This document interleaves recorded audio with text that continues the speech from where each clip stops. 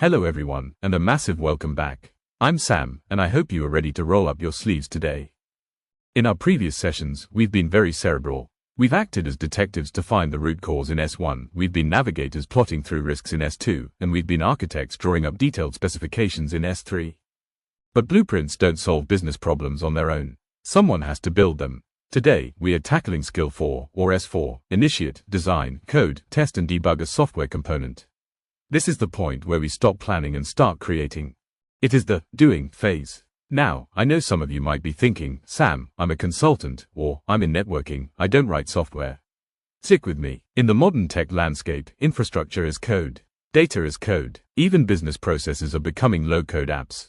Our objective today is to understand the full lifecycle, not just typing syntax, but the discipline of initiating, designing, coding, testing, and debugging. By the end of this, you will see that coding is actually 80% thinking and 20% typing. If S3 was about being the architect who draws the plans, S4 is about being the master builder who lays the bricks.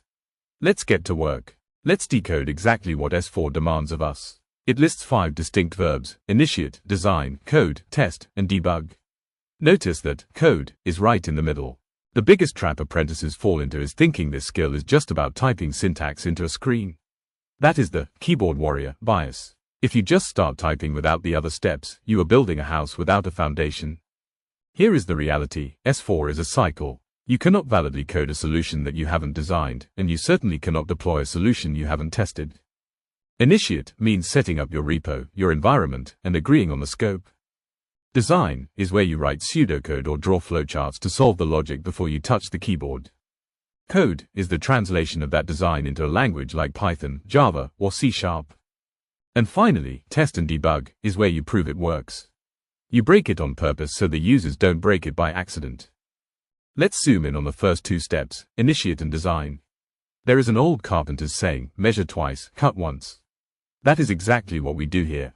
Initiation is the admin of coding. Do you actually have the right permissions? Is your version control repository, like GitHub, set up?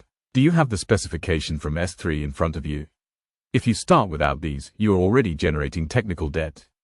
Then comes design. I want you to remember this phrase: logic comes before syntax. Syntax is just the grammar of a computer language. Logic is the actual thinking. Use tools like flowcharts or pseudocode. Pseudocode is just writing the logic in plain English. Instead of struggling with the syntax of a for loop, immediately write down, for every user in the list, if they are active, then send them an email. When you do this, the actual coding becomes easy. You aren't trying to solve the problem and remember the language at the same time. You are just translating your clear thoughts into code. Now we move to the code phase. This is where the rubber meets the road. But I want to shift your perspective. You aren't just writing instructions for a machine, you are writing communication for a human. That human might be your colleague, or it might be you in 6 months' time. If your code is messy, you will hate yourself later. So, we follow the principles of clean code. First, readability. Use meaningful variable names. Don't call a variable X, call it user_age. Don't call a list list1, call it pending_orders. Second, modularity. Don't write a script that is 1,000 lines long. Break it into small, reusable functions. If you are copying and pasting code, you are doing it wrong. Third, comments. Good comments don't explain what the code is doing, we can see that. They explain why you made that choice. And finally, version control. Commit your work often. For your apprenticeship, your Git commit history is the ultimate proof that you did the work.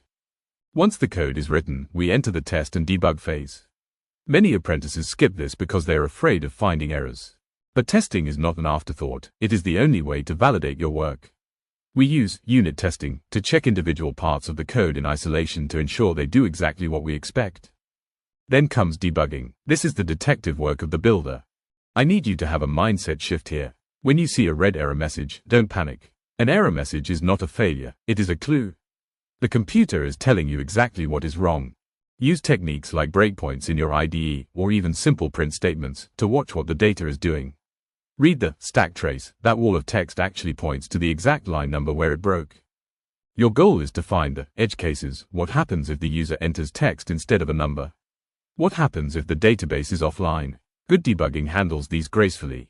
Let's look at how this applies to our creators. For Chloe, our software engineer, S4 is your profession, but I want to challenge you. Don't just write code. Try writing the test first. This is called test-driven development. It forces you to design the logic before you write the function. For Ben, our data analyst, you might not think you're a software developer, but you are. Your SQL queries and Python scripts are software components. When your report shows the wrong total, you are debugging. You need to break down your query. Run just the inner join. Check the result. Then add the filter. Check the result. That is the S4 debugging skill in action. For my network and cyber colleagues, Liam and Maya, the world has changed. Infrastructure is now code. You are writing scripts to configure firewalls or automate security scans. You must apply S4. You must test these scripts in a sandbox environment before you unleash them on the live network. A bug in your code could take down the whole company. And for Tom and Aisha, our BASN consultants, you are the bookends of S4. You initiate the process by providing the clear user story. If your story is vague, the code will be wrong, and you are the ultimate testers. You perform user acceptance testing, UAT. When you find a problem, you help debug by writing professional bug reports. Don't just say, it's broken. List the steps to reproduce it. That saves the developer hours. How do we prove this in your portfolio? We use the STAR method. Situation: I was tasked with building a new data export feature. Task: I needed to ensure it was robust and bug-free. Action: this is where you shine. I started by designing the logic on a whiteboard. I then wrote the code in Python, ensuring I used meaningful variable names. Crucially, I wrote 3 unit tests to check for edge cases. Result: the component passed all tests and was deployed to production. Reflection: I learned that spending 20 minutes on design saved me 2 hours of debugging later.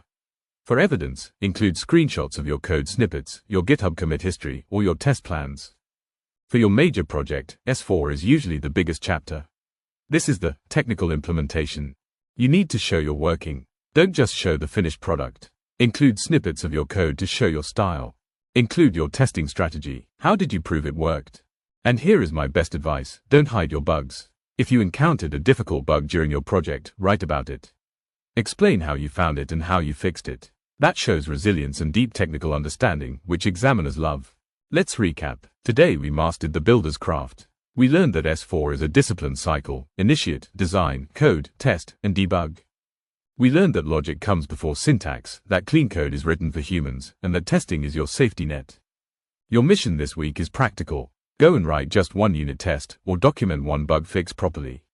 Get your hands dirty. In our next session, we will zoom out. We will look at S5, where we learn about the standard processes like Agile and Waterfall that organize all this coding work. You are building the future, 1 line of code at a time. Well done.